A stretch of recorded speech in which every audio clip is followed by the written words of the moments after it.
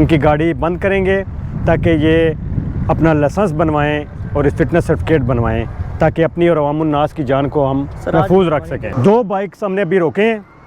एक बंदे ने, अहमद ने हेलमेट पहना हुआ था और जो उमैर है इसने हेलमेट नहीं पहना था। अब जो हेलमेट वाले हैं उन्होंने अपनी सेफ्टी की है और ट्रैफिक रूल्स की पाबंदी की है बाकायदा, लेकिन जो विदाउट हेलमेट है उनकी सेफ्टी भी नहीं थी और ट्रैफिक रूल्स की उन्होंने पाबंदी भी नहीं की। जो अहमद हसन है वो हेलमेट उन्होंने पहना था, उनको कोई टिकट नहीं दे रहे, उनका चालान नहीं कर रहे। और जो उमैर है इनका चालान होगा 2000 का।